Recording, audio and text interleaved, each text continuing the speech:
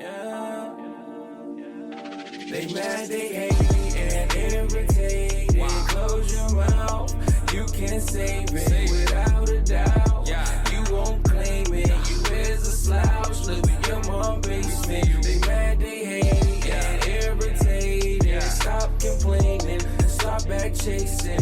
Can't wait for it. He's like, he thought he dropped his dog off.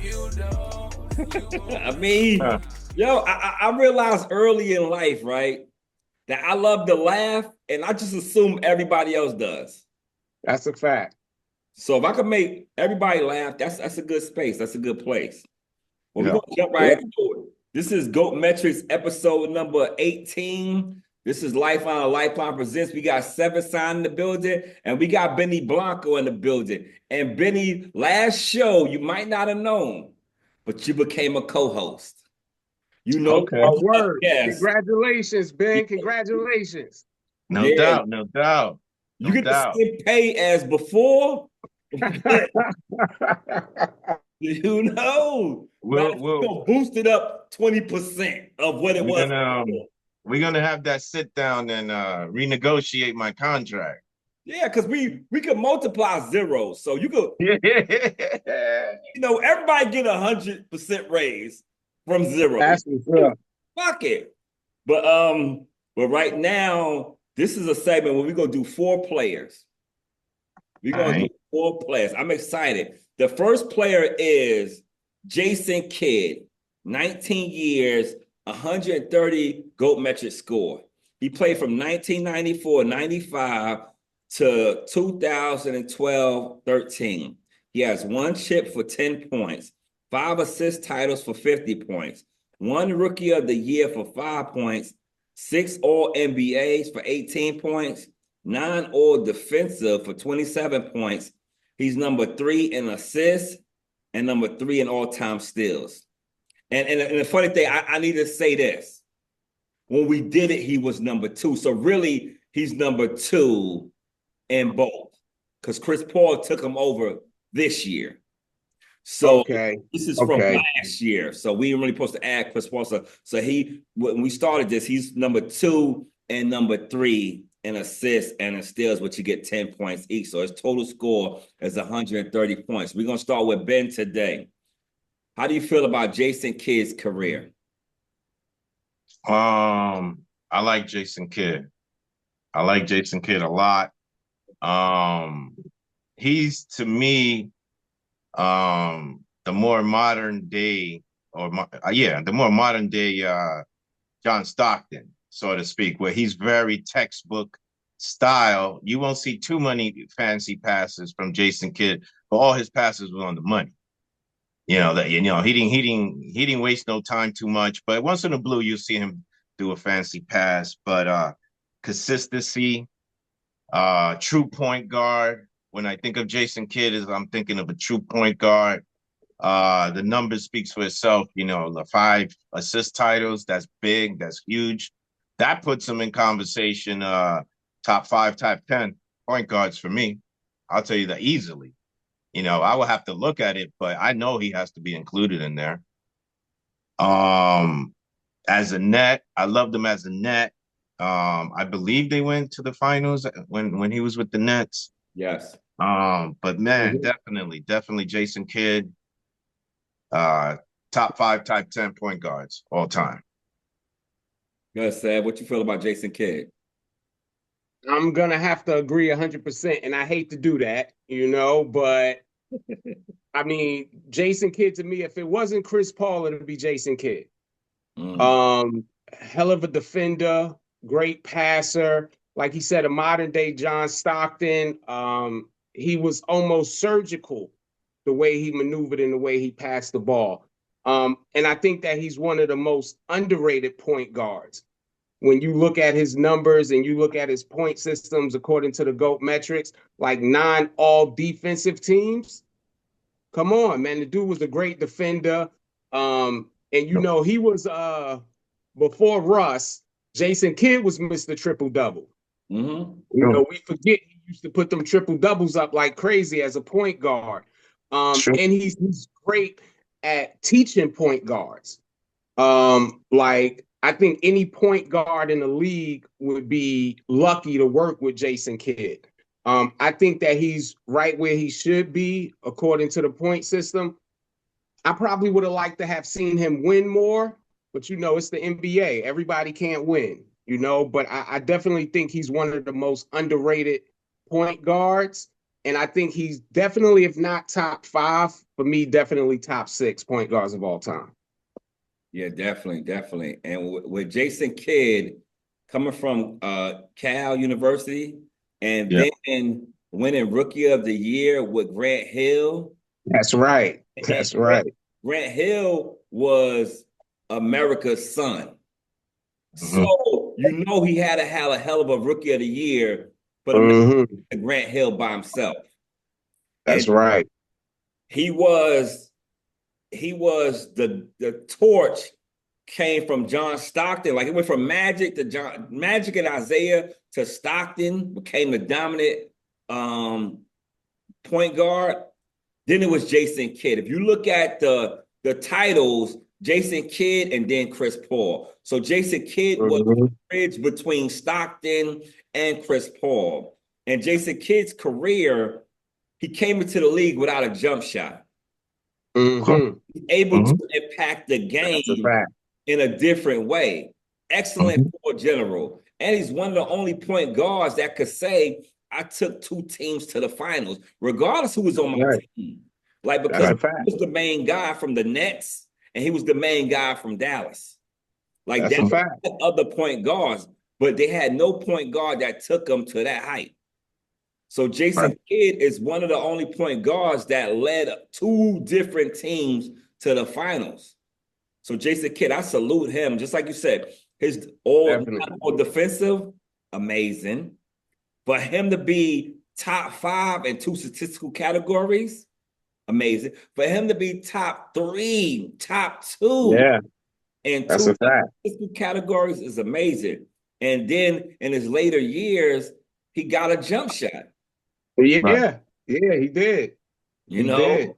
Once your athleticism go apart, I'm gonna tell you something. I was listening to Jason Kidd on All the Smoke with Matt Barnes, right? And they asked him a question. They said, "What's the first thing you do when you wake up in the morning?" He said, "I sit up in the bed and I do assessment of my body aches." He said, "Then that let me know how my day gonna be." You know what I mean? Hey, I've been there. That's what's up. Y'all got anything y'all want to add to Jason Kidd? If not, go ahead, bro. I just wanted to add also, which was a big advantage for him. Jason Kidd, he was like a coach. He was a point guard and a coach on the court. And that was a major disadvantage for the opposite team. It was like, I've watched Tom Brady play, and he would tear you apart just because he was like the coach right on the field. So Jason Kidd reminds me a lot of that. Yeah, and that's a fact. So the next guy, let's get into the next guy. So Jason Kidd, and I don't even have the numbers right now. I think Jason Kidd what is he number? I gotta go through my things. I want to keep the numbers of what Jason Kidd is. We'll show it when we put it up. But we're gonna go into Moses Malone is next. And Moses Malone is tied with Jason Kidd because they have the same score. So Moses Malone, and it's crazy. They got the same score and they played the same amount of years. It's just in totally different decades. Yeah. Moses Malone, 19 years, 130 gold metric score. He played 1976, 77 to 1994, 95. The same year Jason Kidd came to the league. He got 1 chip. He got 6 rebounding titles. He got 1 chip for 10 points, 6 rebounding titles for 60 points, 3 MVPs for 15 points, 1 Defensive Player of the Year for 5 points, 8 All-NBA, 24 points, 2 All-Defensive, 6 points. He's all-time rebounds number 5 with 10 points. I'm gonna have to. I want to know if he really got 3 MVPs. Because I heard you say that. Yeah. I was like, wow. Yeah, so I'm gonna have to do a fact check. So I'm gonna pass it to Seven. You know, I ain't gonna say disregard the MVPs. 'Cause I got it typed up. Nah, I mean, I'm fact checking it now, and it definitely say he got 3 MVPs. All right, Seven. Well, you got Which it. shocked me. That shocked me. I didn't know he had 3 MVPs, and that changed my whole conversation about Moses Malone. I mean, he was a great player, obviously. But now you say he got, I didn't, I'm like, man, he had 3 MVPs. I mean, he was really the best in the league Yeah. on more than one occasion. And I knew he was a tremendous rebounder. And he was a semi-big guy. I think he was at about what, 6'9", 6'10". But the way he rebounded, I think, is what made the difference. Like, he rebounded with such force and such athleticism, which made him one of the best rebounders. And he rebounded against a lot of big men at the time, a lot of 7-footers, So I always knew he was a great player. I think that he definitely deserves to be where he is. Unfortunately, I didn't get to see him play as much as I would have liked to. But from what I know and from what I've seen of him, he was definitely one of the better big men league. And he could spread the floor. Moses Malone. I honestly, this is one player that I can say, whether you've seen him play or whether you just heard about him, like, he definitely is where he deserves to be. Okay. What you think, Ben? Moses Malone. When I think of Moses Malone, I seen him play, but by the time I saw him play, it was his later years. You know what I'm saying? So he was like pretty much on his way out.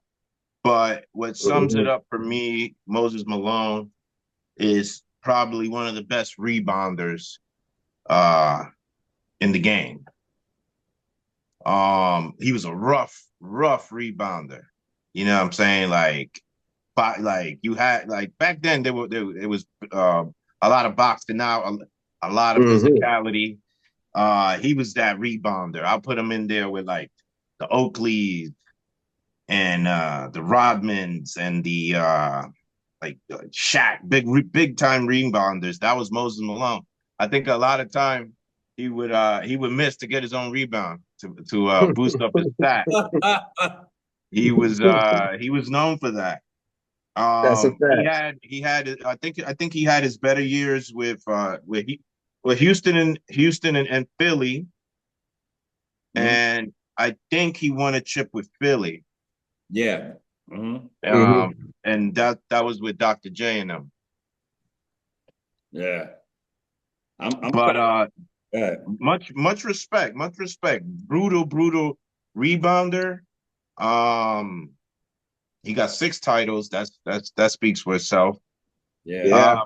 3 MVPs. Like, there's a lot that we don't know. Right. Yeah. Right.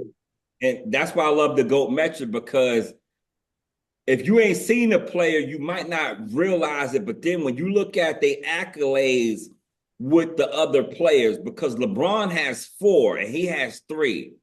So, and we look at LeBron's dominance. And for a guy to have 3 MVPs, put him in rare air.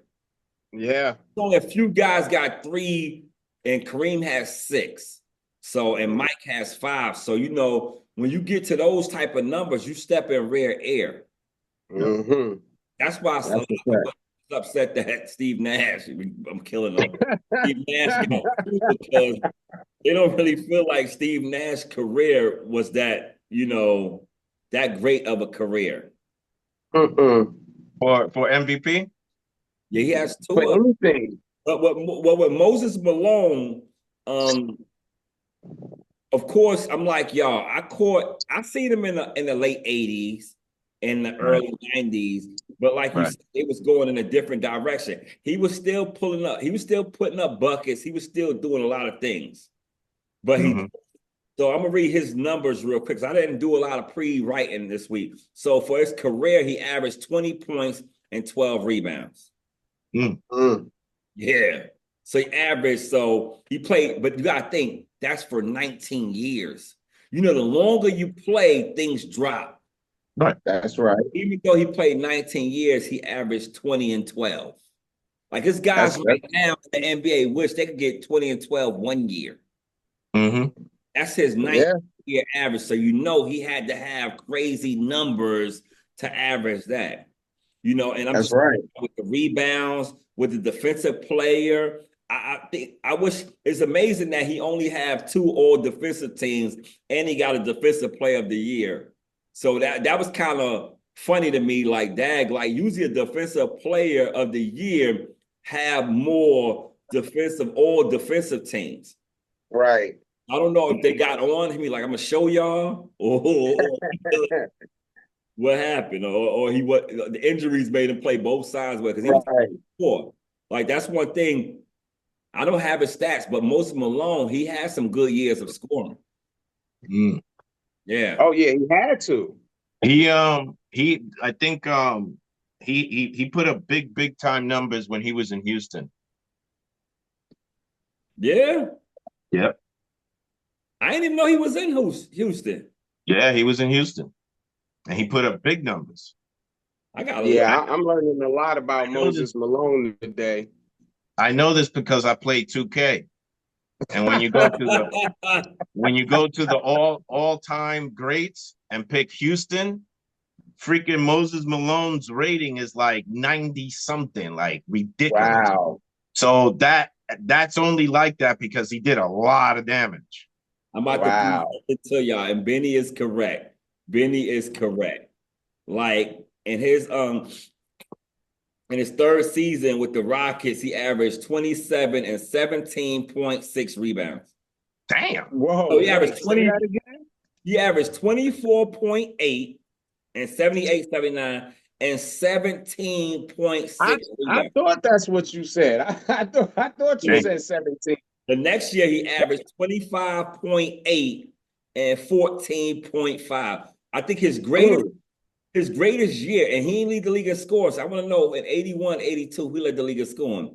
He played 81 games, averaged 31.1 points. Damn. And 14.7 rebounds. Wow. Yeah. But he averaged like, he don't even average 2 assists a game. He wasn't nah. That's back then the big men, if they get the ball, they're only going to the hole. That's all they're doing. They ain't going nowhere. Yeah, that's Moses Malone. Yeah, Seb, you want to say anything? I want to add anything, or we could just move on? Yeah, I'm being real, like, I'm just astonished at those stats and like all these accomplishments, because this is one person that I could say it seemed like he flew under the radar a little bit because he played with a lot of great players. Right. Like he played against a lot of great players that were great at the time he was great. So maybe that's why, his name isn't mentioned as much, or why I didn't know he had 3 MVPs. Like, he flew under the radar a little bit for me. But you look at the timeline when he played, you got Kareem, you got Magic, you got Bird, hell, you got Jordan, you got all of these greats. And at the same time, he still managed to be great. No, like, that's just amazing to me. I might have to relook at Moses Malone. Yeah, but the thing is this, bro. Like, with sports come politics. We don't want to say it, but it comes politics. So if you're not endorsed by a major corporation, you're not going to be talked about as much. And we even know that right now in the NBA. It's guys in the NBA right now that's doing good or whatever, but they with Adidas. They would this company. They would Puma. Right. They with New Balance. So why? So that happens a lot. I don't really know what Moses' situation was, because he did get the talks. He made his All-Star games. He made his All-NBA. He got it, but he just wasn't Well, I guess because we got to his defense, we wasn't as tuned in them years when he was doing it. So Right. maybe Right. That's a fact.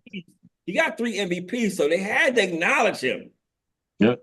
They just don't Right. carry him Definitely. like the guys like Akeem. Like Akeem, a lot of guys didn't see them, but the league talk about him like he's amazing. Because the Right. same thing about it is Moses Malone was greater than Dr. J in a lot of years. But Yeah.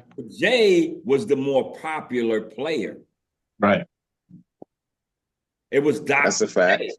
It was Dr. J. You know, he had commercials. I think he might have even had Dr. Pepper as one of his I was like, Dr. J drinking Dr. Pepper. What the hell is Right. I was like, but this is how things go. So it's a lot of marketing, a lot of things of that, and popularity. Moses Malone ain't the friendliest guy. You know what I mean? He's Right. the big guy. He's a dominant guy.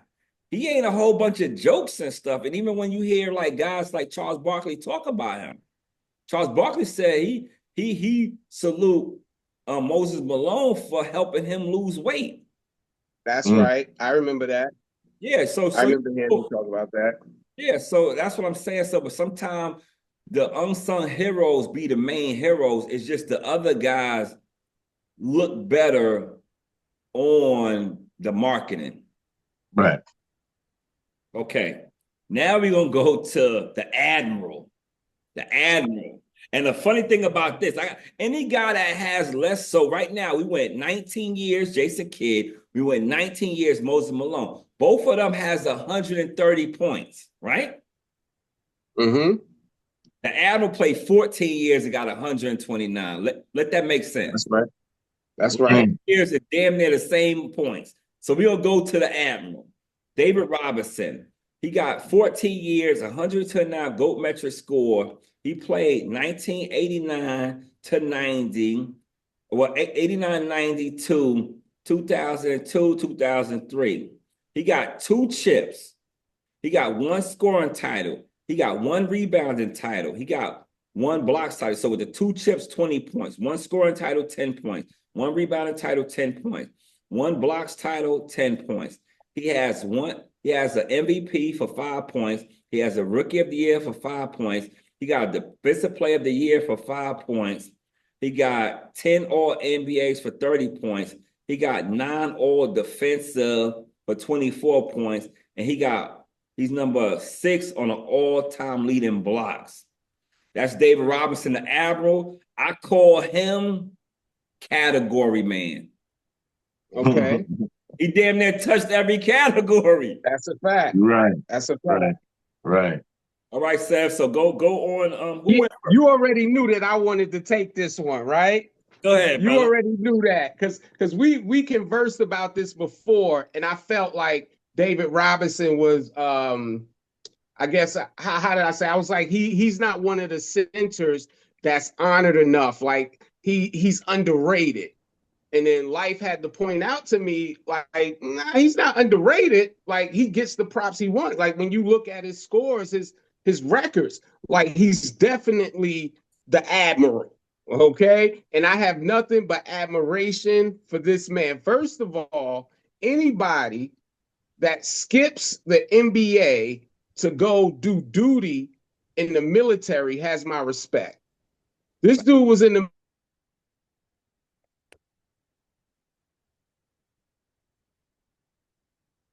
that was didn't even come into the NBA until he was 20 because he had to finish his military,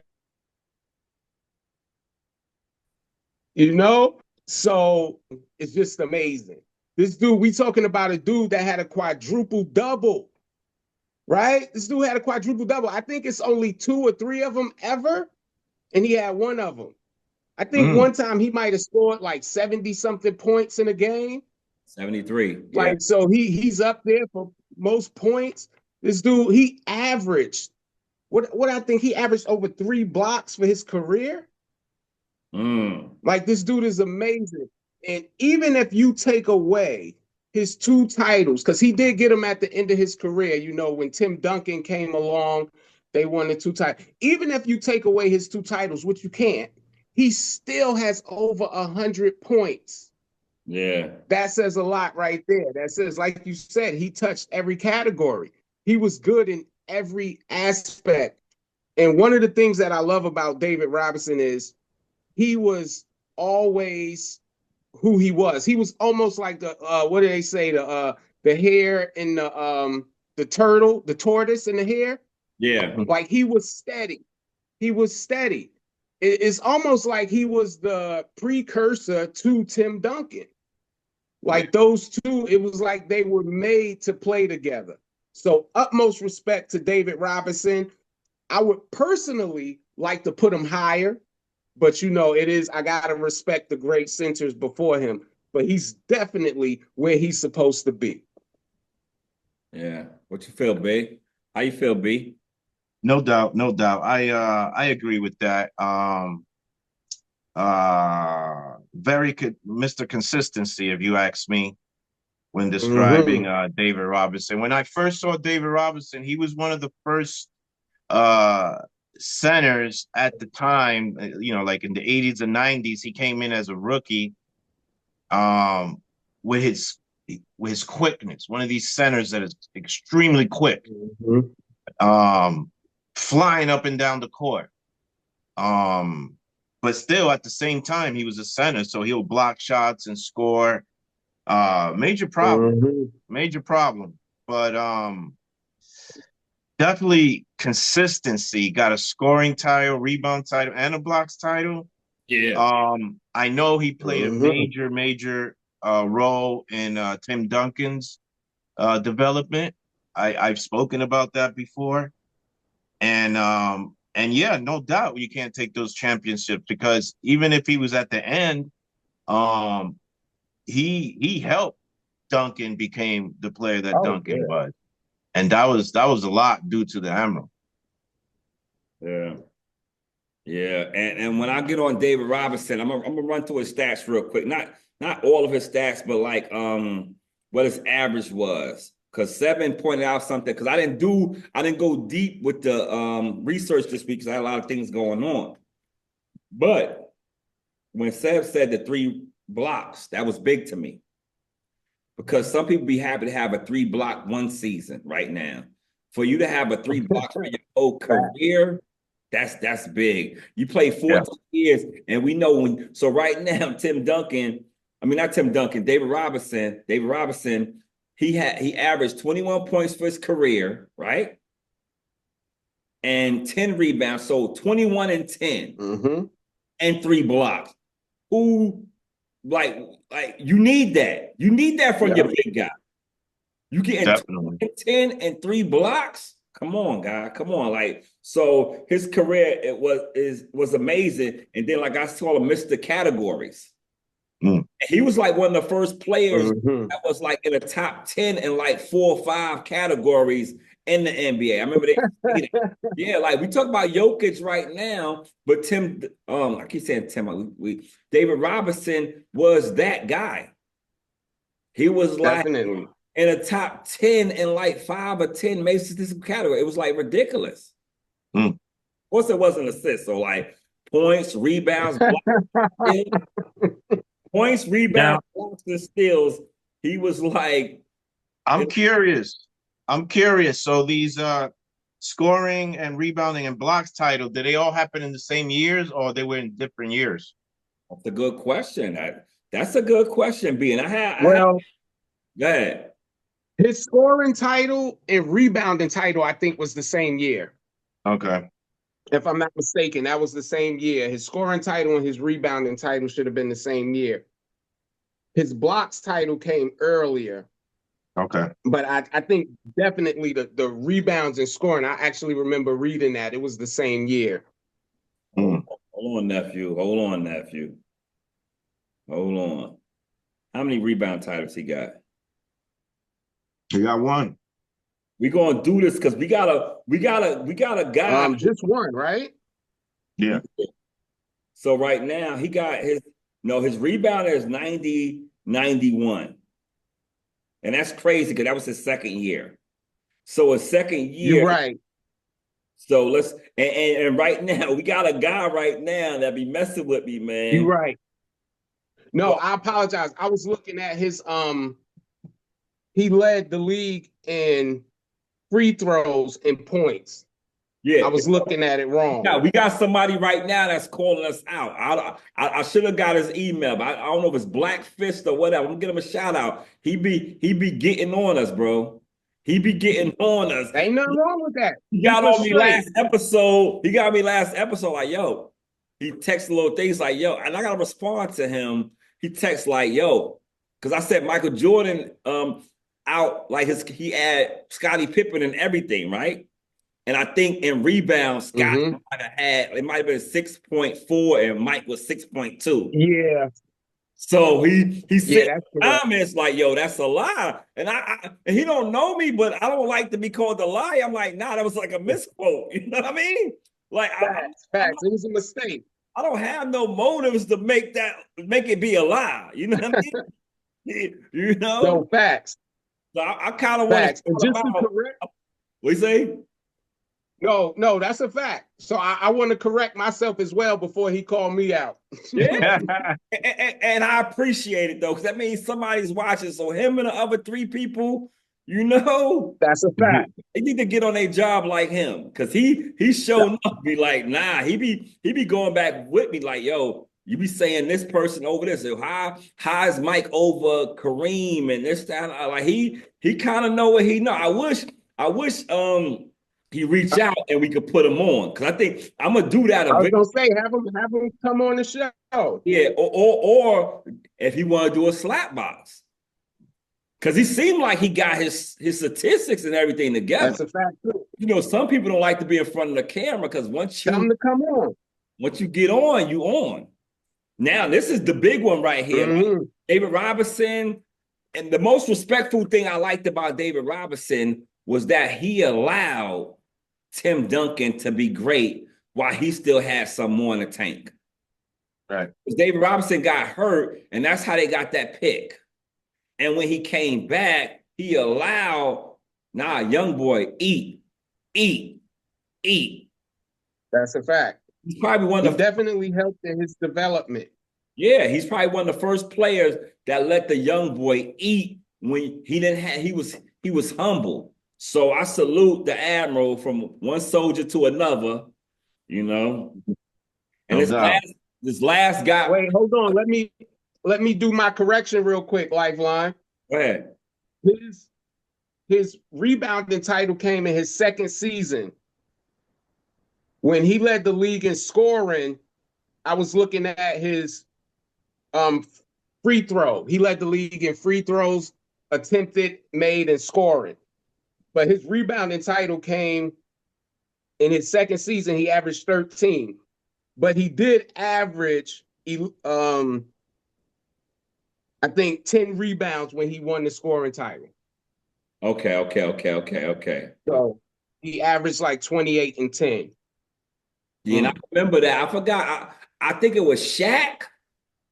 I think him and Shaq might have been a second list. I could be wrong, but I know Black Fist, wherever he's at, he's gonna tell me. You know what I mean? Yeah. He's gonna tell me. But I believe that it was the last game of the season. Like David Robinson scored 73 the last game of the season to make him win the scoring title. So his scoring title.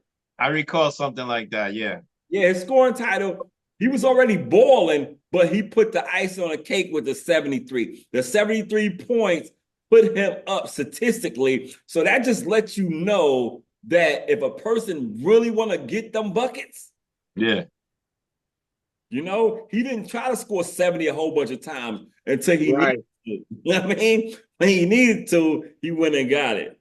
You know? That's a fact. Without shooting 3-pointers. Yeah, facts. Now we go to, boy, this one, I wanted to have his own show, but we done fallen when we try to get all these guys in it. You know what I'm saying? And it's Kevin Durant, easy money sniper. So, of course, he's in the 17th season, but because he's the only player on here who's still playing. But this was his 16 years. All right. So Kevin Durant, 16 years, GOAT metric score 123 from 2007, 78 to present, but this actually goes 2023, 24. He has 2 chips for 20 points, 4 scoring titles for 40 points, 1 MVP for 5 points, 2 finals MVPs for 10 points, rookie of the year for 5 points, 11 all NBA for 33 points, all-time scoring number 8 for 10 points. That is Kevin Durant, 123 GOAT metric score. Now we're going to jump to B. Did you answer for David Robinson, B? Yeah. I spoke on David. Okay. I'm getting old. We just escalated on top of that. But Kevin Durant, listen, I was thinking back at the other lists we did, and listen, I could interchange him and LeBron at that small forward. If I'm gonna need scoring at the small forward, he's the one, man. He's a weapon. If he's healthy, he's a weapon. Slinky, fast, could put it on the floor, threes, mid range, you name it, he got it. Yeah. You know what I'm saying? And when he won that chip with Golden State, he was, to me, he was like the best player on the court that time. Yeah. Definitely. I mean, LeBron was outnumbered because you had Curry, you had Durant, you had Thompson, you had all these damn shooters all over the goddamn place. So he was outnumbered, but still, Kevin Durant, I feel he was the best player in those playoffs. 4 scoring titles, man. Listen, he's a offensively, he's a juggernaut. And over the years, he's gotten better at the defense. So, but I don't know, man. Towards the end, his injuries, I don't know how he's going to end his career. That's the whole thing. I'm with you on that. That's what we need to see. And I hate Seb, you next, but I'm gonna say this. I'm gonna end off what Ben said. I hope that he go to a team that we missed him this playoffs. We really missed KD in these playoffs. We had the old guys. We had Curry. We had LeBron. We missed KD. Yep. Go ahead. I know that's your favorite player, so what's good? All right, so first of all, let me say this. Yeah, we did miss him in the playoffs, but you know what? It was his fault because we had the other guys. We had Curry, we had LeBron, we had all the older dudes. But, again, this is the story with Kevin Durant. I'm a Kevin Durant fan. I'm probably one of his biggest fans, my favorite player, hands down. But I don't want to hear no more about Kevin Durant coming to a team and them being automatic contenders. Unless he going to a team with 3 of the other best players in the league, okay? Because we've seen it. We've seen him with Brooklyn with 2 great players. We've seen him in Phoenix. Like, it's just he doesn't have that attitude that I'm supposed to be here. Or I don't know if he doesn't think he's supposed to be there or if he doesn't want to be there. One time you and I, Lifeline, we were conversing and we were talking about the Manning brothers. We were talking about Eli and Peyton. And you was like, what makes Eli so different is regardless of the situation, like he's supposed to be championship game. Like that's just how he moved. Like he played like he was supposed to be there. And sometimes I don't get that from KD. I don't get that. Like I'm the best. I don't know if he don't believe it. You know what I'm saying? I don't know if after he won the 2 titles with Golden State, he just kind of was like, I did everything that needs to be done. Nobody can say anything. I'll go down in history as one of the top 3 forwards ever.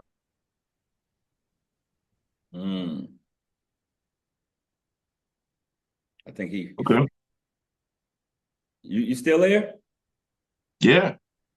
No, we are here. He's frozen up. Oh, So I guess I'm gonna finish. Teach. there you There's go. no athleticism. Okay. You know what I'm saying? And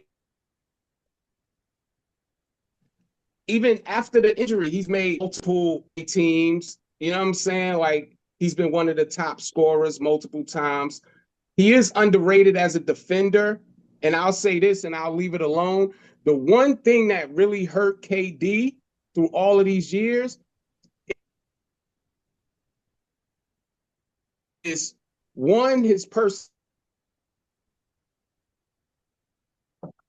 He had the unfortunate admission at the same time as one of the greatest players. Because he is great, but I mean the numbers. One of the most.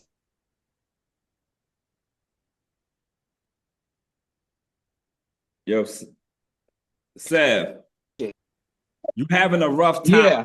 I don't know if you need to check your Wi-Fi connection or whatever you're doing, but you broke up a lot on the Kevin Durant thing. So I don't even know if you can hear me. But I hate that you freezing up because we're not going to do this. We're not going to do this. We're not going to do this with Kevin Durant. A lot of stuff you said, I agree. A lot of stuff you said, I agree.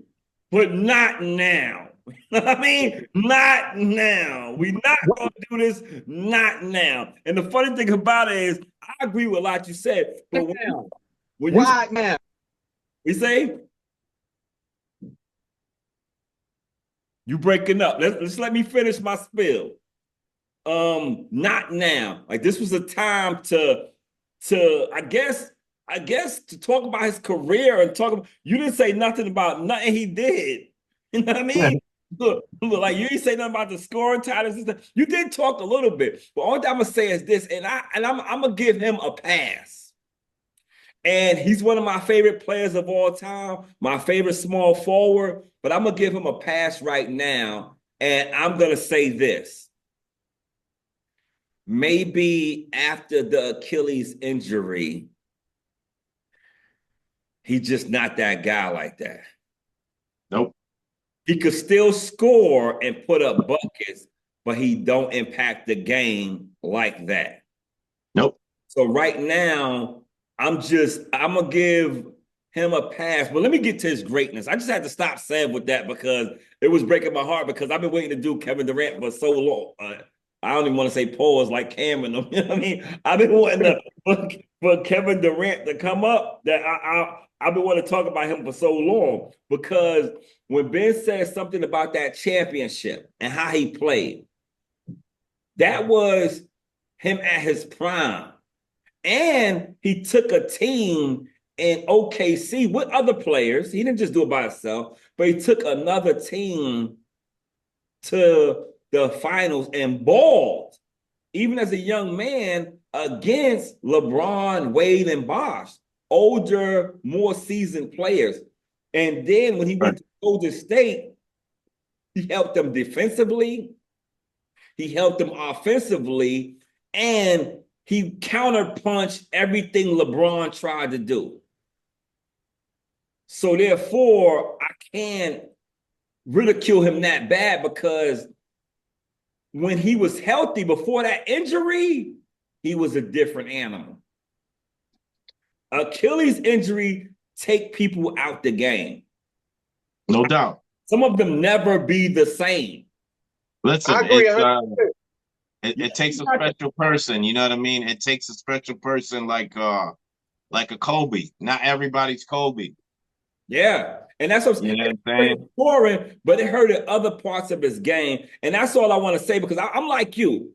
I feel the same like you about his impact now. I just think that he's not impactful now. But then I got to look at age and everything. So right now, and just like LeBron right now, which we'll get on him later on, I think we expected too much of these older statesmen. And No it's doubt. sad because it's still great, but we expecting the younger results. I'll say this much.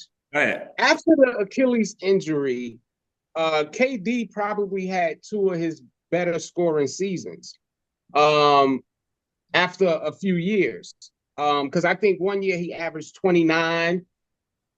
Like that's pretty good. You know what I'm saying? Like that's actually great. You average 29 after an injury like that for a season. And that season, you know, the whole Brooklyn fiasco when he played Milwaukee pretty much by himself. You know, that was a 1-on-5 situation. And KD was the people's champ that summer. You know what I'm saying? And Right. that's the kind of KD that we're not seeing. He's always been underrated as a defender. I mean, this dude averaged, you know, 1 or 2 blocks, a steal or 2, and he didn't make, you know, all defensive teams, I guess because they felt maybe he wasn't aggressive enough, you know, but he's always been underrated as a defender. I think that he should probably have maybe 1 or 2 more MVPs. I do believe that. But again, you know, like we talked about politics, personality, you know, you had LeBron and Curry, you know what I'm saying? So they were more likable, I guess. But you don't go to a team like Golden State. I never knocked him for it, but that was the same team that beat you. Not only did they beat you, they came back on like a 3-1 and beat you. And then you joined that team. And yeah, when you say he counteracted everything like LeBron did, was LeBron the only player on that team? No. LeBron wasn't the only player on that team. You know what I'm saying? Like, and he had, if you looked at it, he had the better team all the way through. I disagree. I disagree. You think that Cleveland team was better? Now, remember, it was a lot of injuries that season in that playoff series. I'm going to tell you like this.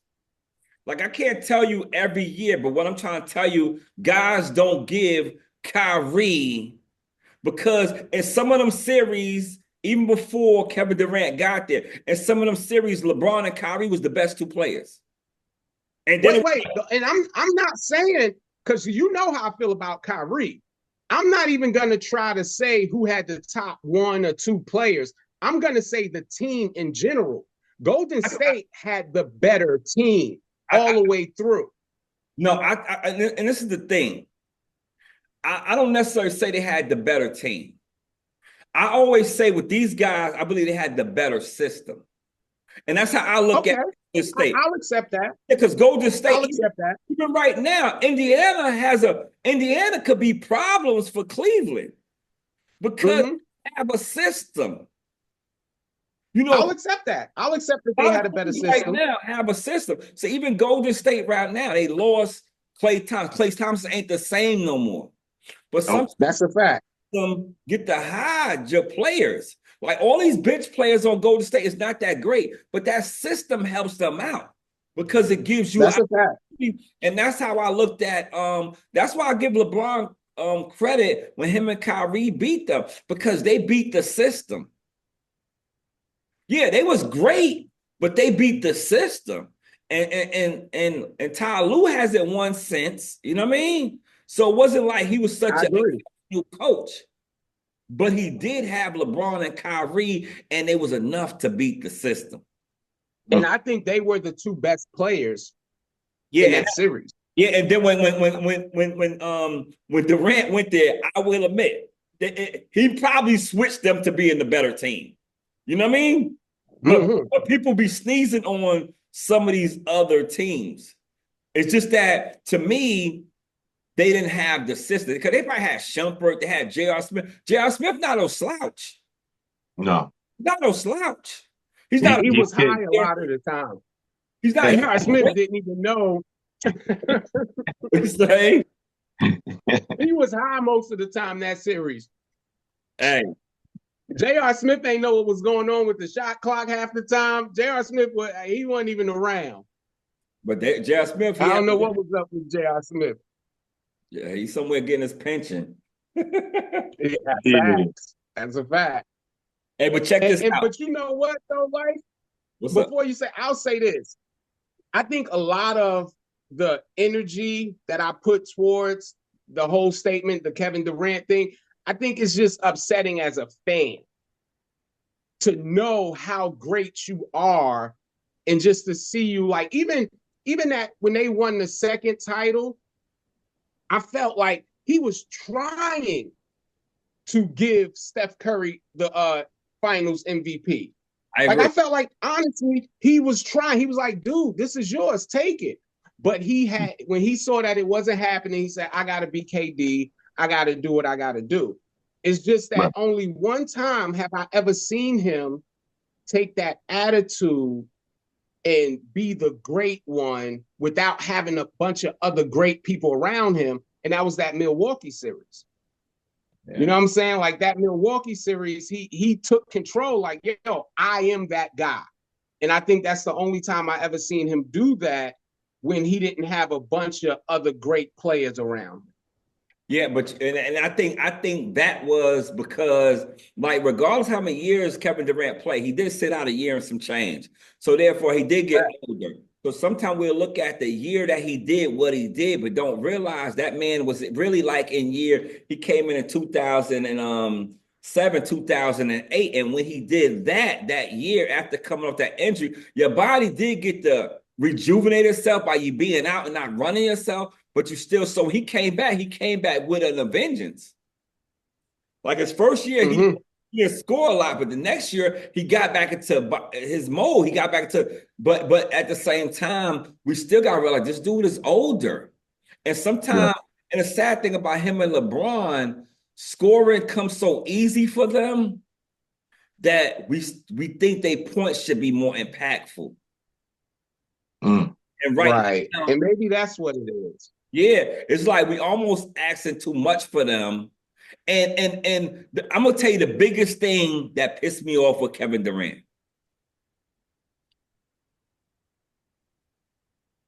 Who he decide to play with. Yeah, like, and I don't know if he's chasing championships no more.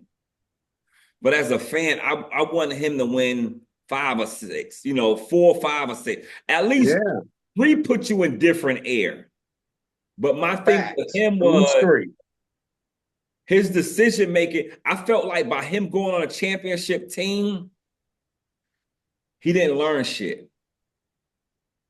Like, I think he learned the short lesson instead of the long lesson.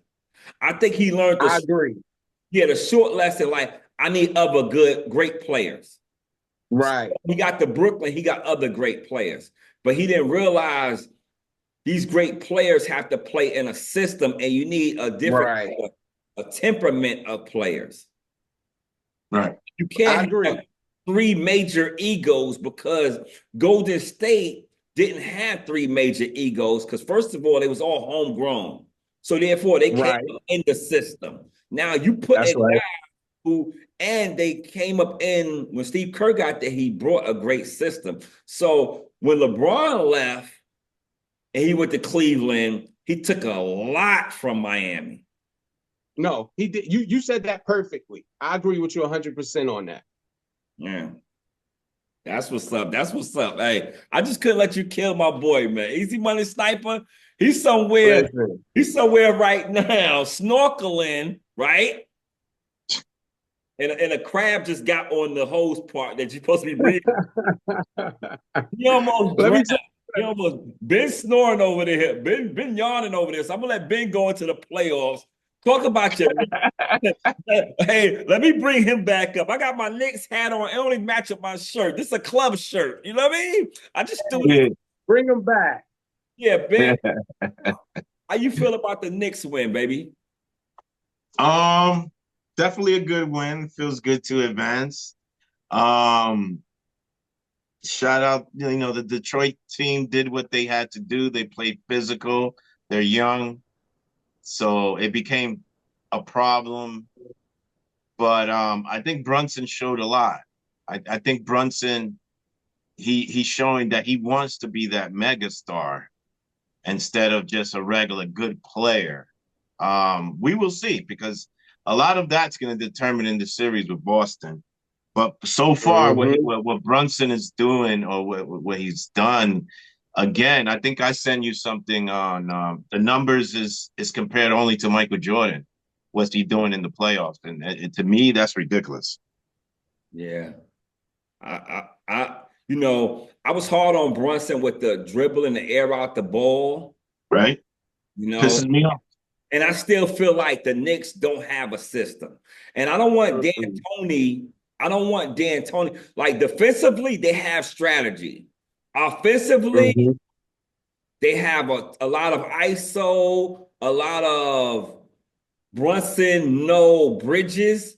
So Bridges know what to do, and that's a great thing. That's why when DiVincenzo come back next year is going to be different because they know when Brunson is doing this to do this. And I never forget Dennis Rodman spoke on he knew how to spin the ball, spin back with certain players. Mm-hmm. You play with somebody that long, you pick up things. Like That's right. when he shoot, it has this type of spin. So I know where the ball is going to come. That's why I can get to the rebound. So with Bridges, he know when Brunson dribble like this, how to cut. When everybody get that, when Cat get that, when everybody get that, when they lock in with Brunson and when Right. they system, because I feel like they got to have about 4 different plays for Cat. He can't be your second scorer and you don't have 4 different plays. That's a Cat. 4 plays for Cat. 4 plays. And we call different plays. Brunson, if it's whatever it's gonna be, because right now that's the part that scared me because Boston has a system. Right. So now I want to see if New York Knicks, because I feel like Boston, of course, is deeper, but I feel like sometime our top 4 could be better than your top 4. Right. Sometimes I feel like that. But I feel can like they do better at the same time? that's what Ben said earlier. Ben said that earlier. Yeah. And that's the problem because when I look at the Knicks, I think about what broke up the Jackson Five. When the I think it was Diana Ross, she introduced them. She said Michael Jackson in the Jackson Five. Or so it's Brunson and the rest of the Knicks. You know what I'm saying? And that's not gonna work against Boston. And Right. when you talk about Brunson being comparable to Michael Jordan with the shots that he's taken in the playoffs, a lot of times Mike did that because he had to. You know, if you notice when Pippen was better and these other guys got like he didn't have to take all of those shots. Like it's certain stuff that I see Brunson doing, and I'm like, dude, you didn't have to do that. Like you didn't need to. You Right. know, so Right. it is true that these guys do have to learn Brunson, but Brunson also got to learn his team. He got to know when to kick the ball out, if this guy can hit this shot. And like you said with Bridges, if Bridges don't have the ball, Bridges is lost. He don't know what to do. And that's a problem. And Boston is going to exploit that. They're going to exploit that. And they're going to go into Boston, and those guys aren't going to have enough confidence to win those games. Like when I watched the Timberwolves, those players were confident. Like they didn't give a damn who shot the ball. They were confident, all of them. And I don't see that with New York right now. Well, the way I see it, they have to, in order for, this is my opinion, in order for the Knicks to have any success in this series, first of all, they have to be more physical than Celtics and establish that style of play. Just like Detroit was doing and the rest was just letting them go, they have to turn the game that way. Oh, yeah. If the game goes that way and the ref let them play and it gets physical, I think we have an advantage if the game goes that way. But realistically, they have to get Cat involved like throughout the entire game. There can't be spurts where he don't touch the ball. He at least has to touch the ball, a goddamn screen, a handoff. I don't care. Just have the defense react. You know what I'm saying?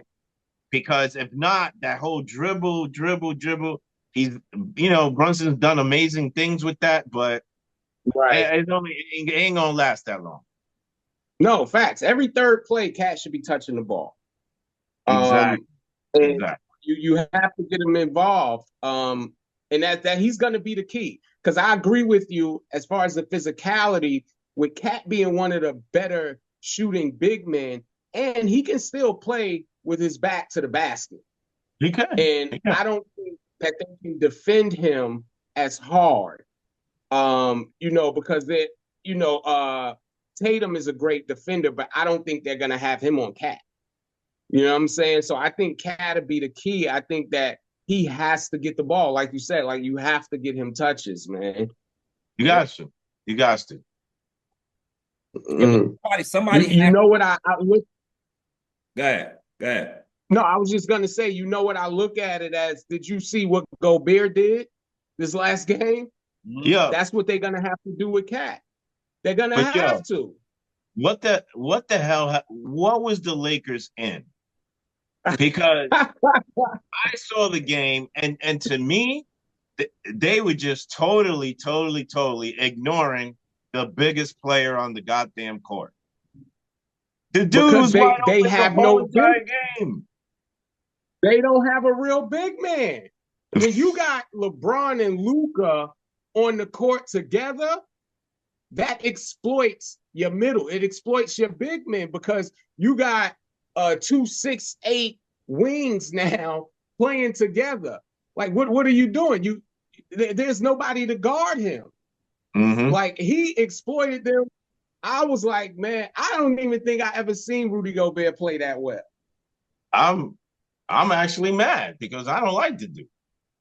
Yeah, I blame JJ Redick. I blame JJ Redick, and I hate, we're not a big conglomerate, or we don't have a network. Well, Lifeline Presents is a network on YouTube, but we don't have a big network. But what I say is this: I'm tired of all the guys, and I guess since I'm not in the industry, I'm not getting a 6-figure or 7-figure check. Like, I don't have to capitulate to LeBron, JJ Redick, the Lakers. That's right. No organization. But right now, I was listening to a lot of people. A lot of people is giving JJ Redick a pass. A lot of people say what a great season he had. No, you had great players. You had great players. And in the regular season, great players can carry you. Yeah. That's right. Great players and coaches have to get aligned. And right now, I'm disappointed because you have players. Now everybody act like the Lakers didn't have a team. When they was number 3 or number 2, everybody said, "Oh, the Lakers gonna go." Because even me, I changed my mind. Once I seen Luka and I started gelling, I said, "Boy, Lakers gonna be problems." Mm-hmm. So what is it? Do they got a team or they don't got a team? What is it? Did the coach not coach them right? What is it? But we can't say, "Oh, they're gonna do this," and then when they don't do it, they didn't have a team anyway. What are we doing here? We say it's like great, they great, and when they don't do, they wasn't good anyway. So this was just a write-off season. This was a tax write-off season, and JJ Redick didn't play no big man, and I don't care what nobody say. You put a big man there for 3 or 4 minutes and see what you get out of him. Right. That's right. I know it's not the NBA. I didn't play on NBA team, but sometimes matchups make, and you didn't even try. Right. And you kept seeing the outcome. You didn't even try. Like, come on, JJ. But the thing about it, JJ is so smart and he's so stubborn. You got to realize, mind the game. Yeah, your intelligence matter. Mm-hmm. When you're in the game, you have to adjust. And you didn't adjust. You stuck with your philosophy and watch your team sink. Listen, that last game was horrible. I looked at that thing and I'm like, yo, I don't even know what they're in. I don't even think they're guarding Gobert at all. They never had control. even when they took the lead, I felt like they were never in control of that game. Never. Yeah. Now, a scary part of it too, though, and you guys give me your opinion on it. You know, the general manager from Dallas is taking a lot of heat for the Luka thing. And rightfully so, but Luka, okay, fine, he can score, but what else is he doing? Like defensively, he's a liability. He is. You know what I'm saying? Like, what happened to Luka? Yeah. Are we giving Luka a pass here? Was he hurt? Obviously he's out of shape. He's been out of shape, but everybody tends to be okay with that. My whole point is like, maybe that the guy that made the decision and pulled the trigger saw something that we're gonna find out in the future. Well, I'll tell you what.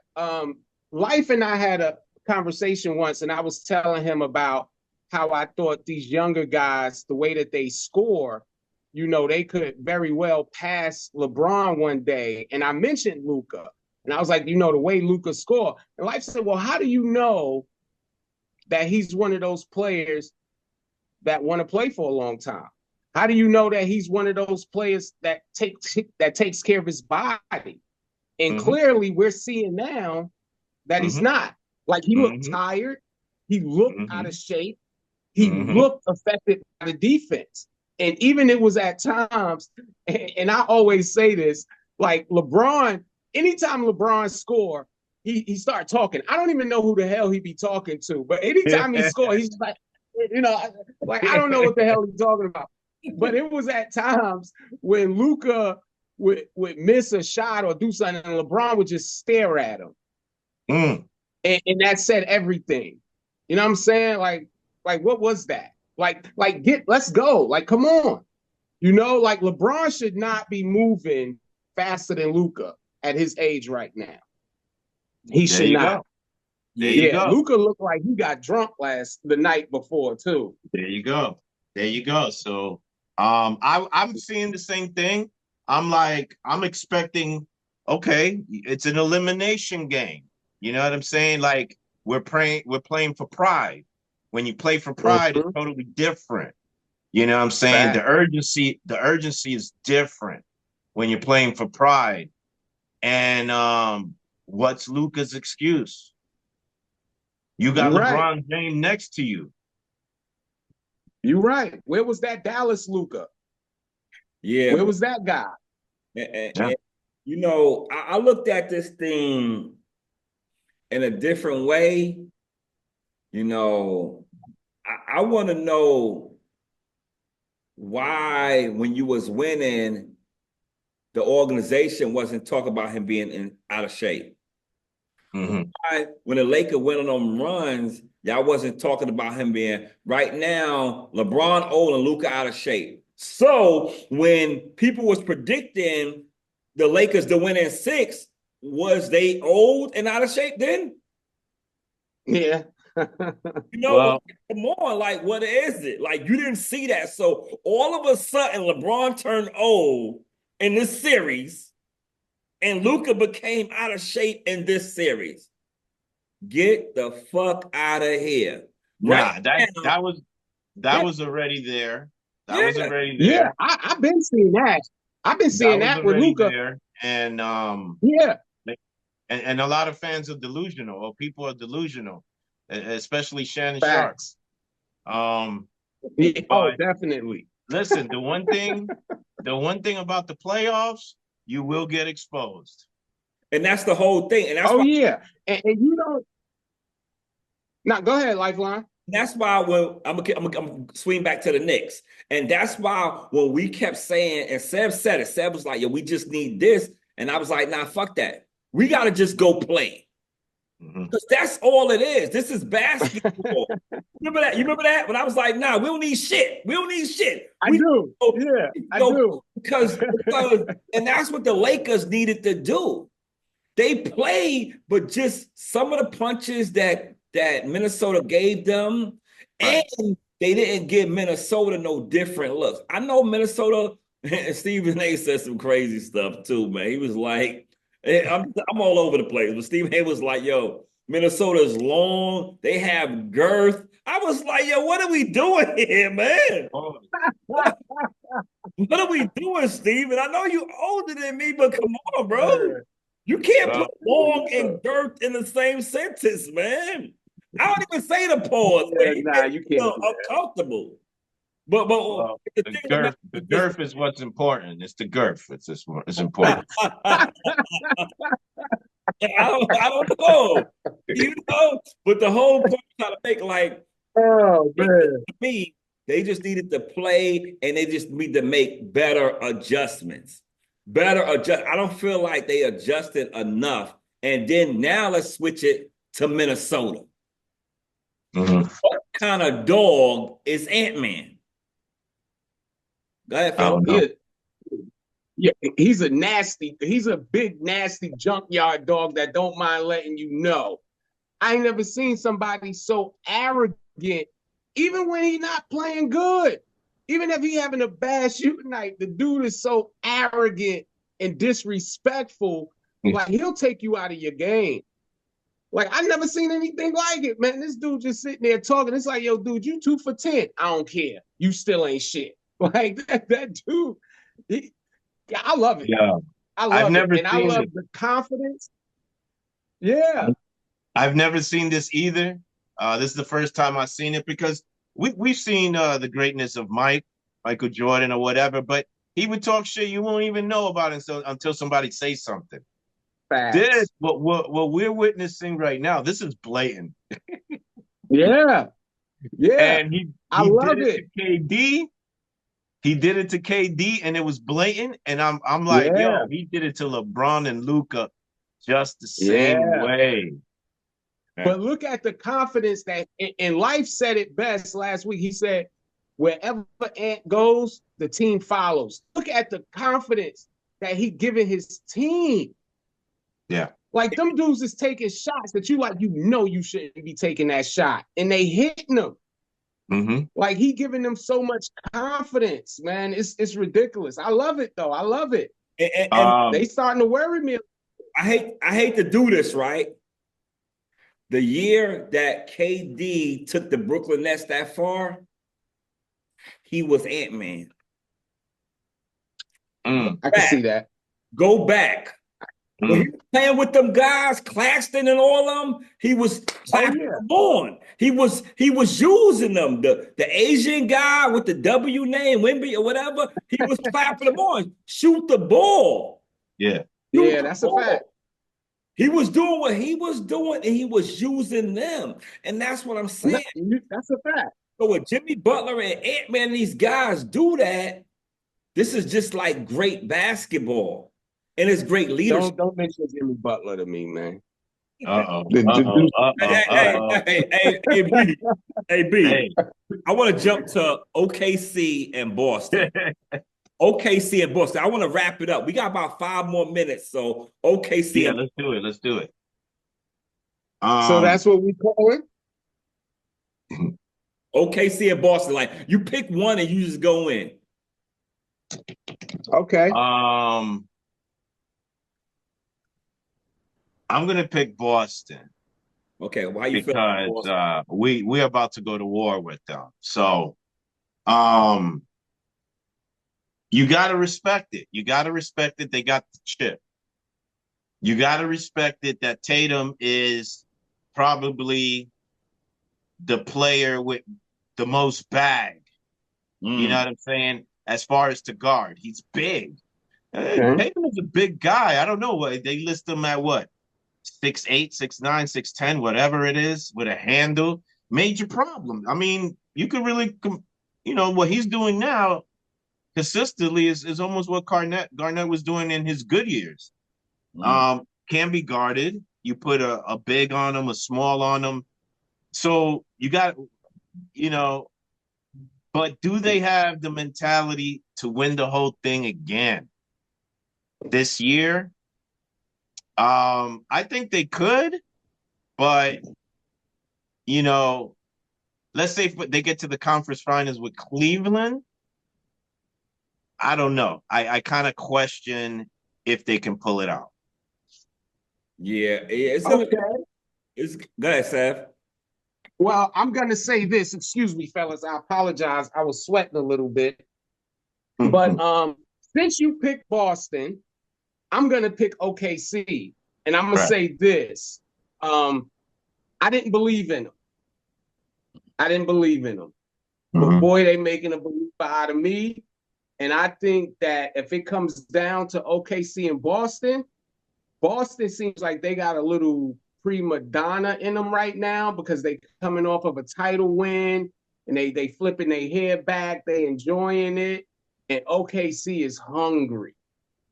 Yeah. They hungry. And Yeah. I'm scared of OKC. I don't know who's going to be in the finals. I don't know if Boston going to get by Cleveland, but I'm afraid for whoever got to see OKC. I didn't believe it. But I'm starting to be a believer. Yeah. I think to be honest with you, I like both teams, but I'm about to switch gears. I'm going to get y'all feedback real quick. I like both teams. And I think the Knicks, we haven't beat Boston, we haven't beat Cleveland. But I think we can beat Boston. I truly believe that we can.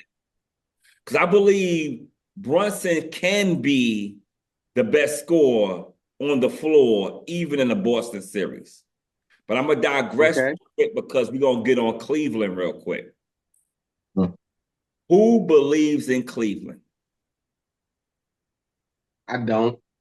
No.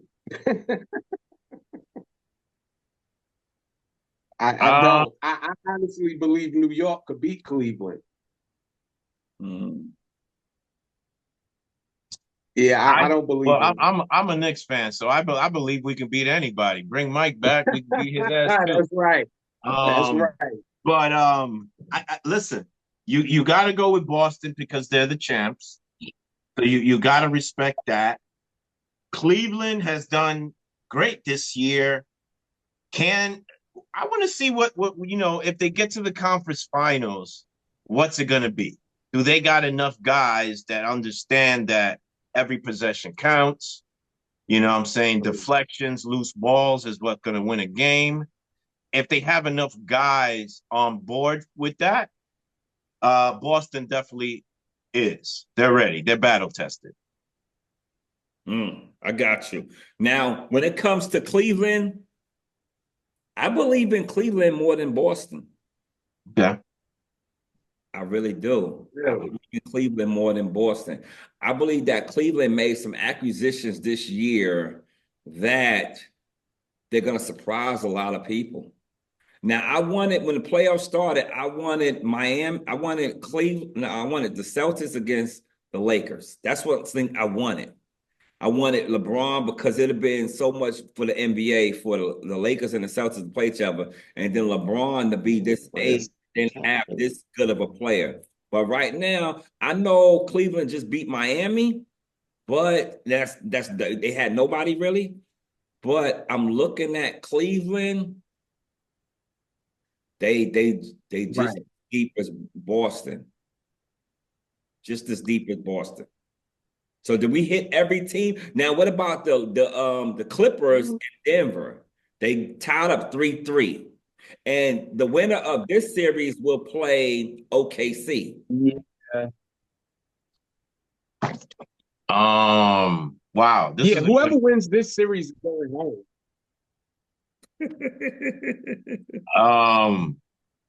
At this point is who has a better chance against OKC. Listen, man, the Joker's amazing. And if he can get four other guys to play a complete game with him where he's doing all his things and they're just being supporting scorers and rebounders and defense and all that, they can do it. I dig it. So we not. I honestly think. Go ahead. Oh no, I was gonna say I honestly think that Denver's gonna win this series. The fact that the Clippers took a 2-1 lead and allowed Denver, and we've seen this before. We've seen this before. Remember during COVID, right? Right. So, and again, I don't believe in James Harden. I just don't. Like, he's just shown too many times that this is what he does. Yep. Like, he gets to the big game and he chokes. And I think that it doesn't even matter which team wins. Neither one of them can beat OKC. I think Denver would probably have the better chance, but I don't see it happening. Yeah, I'm with you on that one too. So we hit the Lakers in Minnesota. We all picked Minnesota once that series turned anyway. We didn't get on Houston and Golden State. I like this. This is what the series is what right now? I think it's 3-2 over. 3-2, Golden State. Yeah. I still got Golden State winning this one, man. Like, these young guys are reminding me of what we just went through with Detroit. Young guys, very physical, talented, athletic. You know what I'm saying? But at the end of the day, if you're gonna put Curry, Draymond Green, and Butler, they'll pull through. They'll win. To be honest with you, the game starts in about 10 minutes. It starts. You got the pregame right now. Okay. I really want Houston to win this game. It's in Golden State. I want Houston to win this game. And I want to see what Golden State is made of in a closeout game of Game 7. I want to see Golden State play a Game 7. I really want Houston to pull this game out. The only sad thing is that Green is not showing up for Houston. If he could have 25 points, not 30, not 35, not 40, if he could have 25 points, like, play your part, young guy. Yeah. Play your part. You too wrapped up with Draymond Green. Like, somebody need to talk to this young man. Don't let Draymond Green get up under your skin. And he's doing it intentionally. Yeah, this is why experience wins. Asian experience always takes, and I think Golden State is going to win off that alone. Just experience and age. Yeah. I hope they don't. It would be amazing to me. And I'm being a hater. It would be amazing to me. Because I thought Jimmy was going to take, but the way Houston keep fighting, I kind of want Houston to knock them out. I want all the old guys to be in the first round. Like, it's not going to happen. KD didn't make it. We'll see. I'll text y'all guys tonight. If they pull it out tonight, I'm gonna text y'all tonight. So we'll see. I got Golden State in this one. I'm a Jimmy Butler hater, but I also like him too. No, I dig that. So, fellas, I think that's I have that balance. Because we said we speak of Indiana, but because it's about to be Cleveland and Indiana, so all the teams is set up except for the West is still holding on with Denver, and I really would like for the Clippers to win because I want the old regime out. I want the old regime. Well, aren't the Clippers part of the old regime? Nah, but listen, the Lakers won, Golden State won, and Denver won. I want to see a new champion. Okay, I got what you're saying. I hear you, man. I thought you were just hating on old people, man. I'm 50, man. Why are you hating? Facts, right? It's hard enough for us to get out the bed in the morning. Now you talking about you want us all to just lose, man. Yeah, because I want the young guys to take over the league. I really want the young guys to take over the league. And that's why I agree. I respected Mike so much because he just kept chiseling. He had to go against Detroit. He kept. And that's why Boston I respect them though. So if Boston win, I'm not mad because they was losing so many times. Mm-hmm. They was they earned their spot. Yeah, they was almost there and they kept. So Boston is a team that won a championship in recent years. Like Milwaukee and Denver, I felt like they had a great year. Yeah, facts. When That's a fact. Boston had a great few years, they just couldn't get over the top. Yeah, about 5 years. Yeah, they was in the conference finals for a lot. Like they just didn't have enough. So right now, that's a fact. They finally did it and they finally won. And one thing about Tatum and even Brown, they both have an edge on them. They both have an edge on them. But we're gonna see if they still have that edge this finals. Nah, I'm not putting them there yet, son. They got to get past New York. Word. You got to get past Brunson. We gonna have something to say about that. I'm telling you right now. Yeah, I'm saying. All right. I don't know what y'all want me to say about it. I don't know. Yo. To that, I say. Yo, hey, Sam. So what you think? What you think this series gonna be? I think that New York, right now, the Knicks, they don't have a system like you said, and I think that they're going up against teams that have a system. If your whole system is give it to Brunson and let him make something happen, it's not going to work. So I tell you what, when I see what happens to the first 2 games and see what kind of system New York is playing in, because right now I don't believe what they're doing is going to work. What they did in Detroit is not going to work in Boston. It's not. I agree. I agree. They have to change their game plan. They got to step up another level. You're playing a different team, but I think they can compete. I don't think they're going to get smacked up. No, I don't think it'll be a sweep. I think I'll give them 6 games. So it's gonna be 4-2. So that's not a bad one.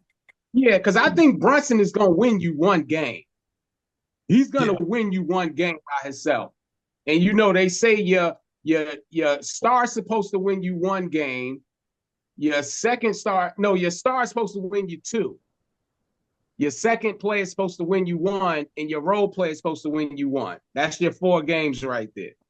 Okay. We'll see what happens. That's a good recipe. That's what they say, man. Yeah, I don't say it. That's what they say. I always want to know who the hell is they, because they always saying they. That's what they say. That's the word on the street, man. Like that's the word on the street. Like, oh, that's what they say, and then people over there like, oh, that's what they say. I mean, that's what they say. Hey, they is whoever the hell LeBron be talking to every time he score. Hey, that's what's up, man. This was a good episode, man. We covered a lot. This is probably gonna be our longest episode. This is GOAT Metrics number 8. No, I said number 8. GOAT Metrics number 18. Number 18. We gonna leave it like this. Titles is earned and awards is given. GOAT Metrics. Peace. Peace. Yeah. They mad, they hate, and irritated. Wow. Close your mouth. You can save it without a doubt. Yeah. You won't claim it. You is a slouch. Live in your mom basement. They mad, they hate, and irritated. Yeah. Stop complaining. Stop back chasing. Can't wait for it. You gotta take it.